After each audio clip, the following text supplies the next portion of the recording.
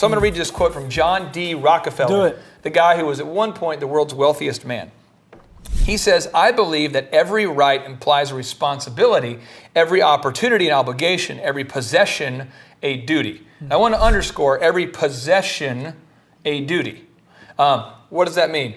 If you buy a car, you have to change the oil. You have to have it maintained. You have to fix it. If you buy a house, the roof is going to be damaged. I have a friend of mine who bought a home, no money down, back when you could do that, no money down, bought this beautiful house. Well, his air conditioning goes out. Why? Because it's a house. Right.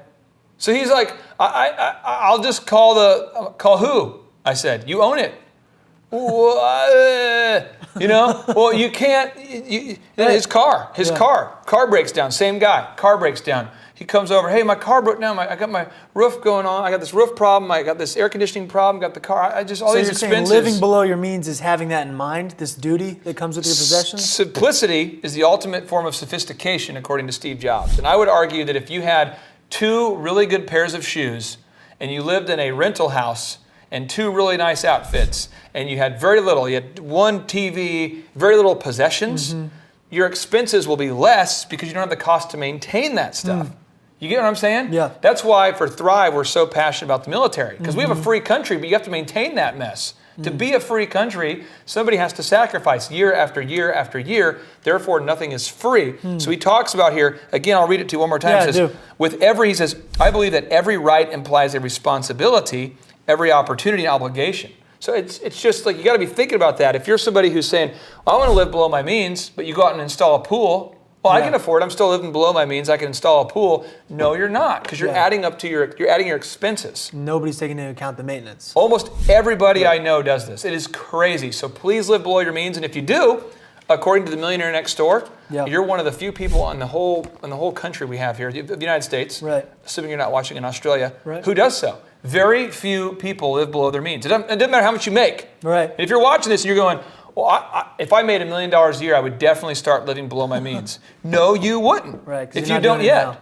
Because all these NBA players, they earn $63 million, $104 million. People mock Antoine Walker and Allen Iverson.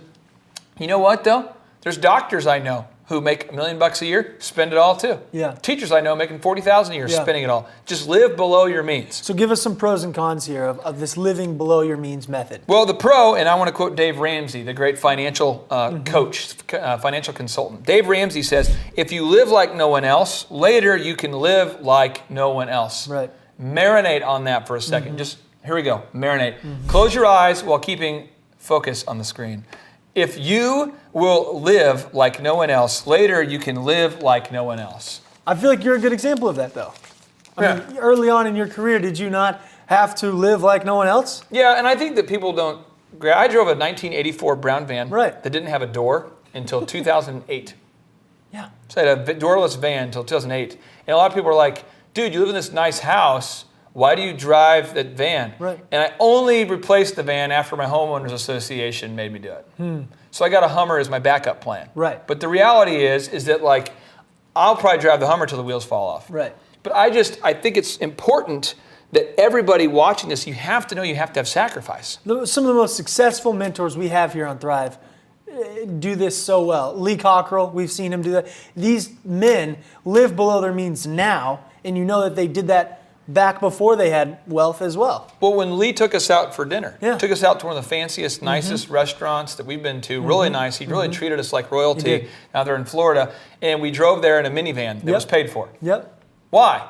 Because he knows that if he buys a bunch of cars, luxury cars, which he could buy, he now has he has to maintain it. He has to then pay for the insurance. He has to pay. So he drives a vehicle that's paid for that he can afford. Right.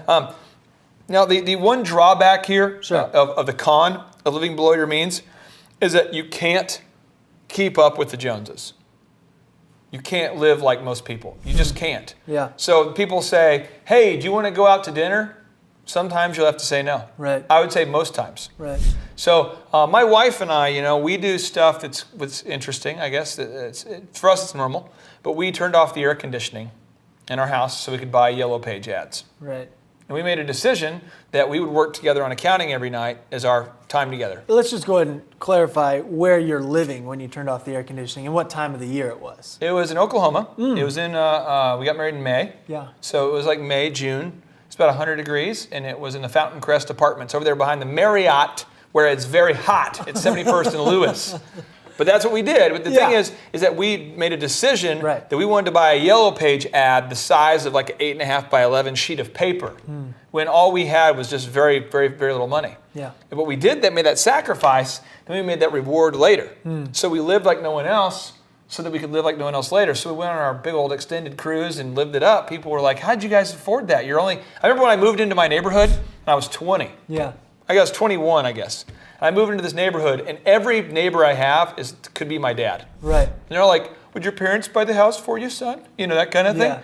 And it's because I had chosen to live below my means. Right. That's just what you have to do. I mean, if you want to get there, ask yourself, how bad do you want it? And are you willing to say no? These are practical ways to generate capital. Yeah.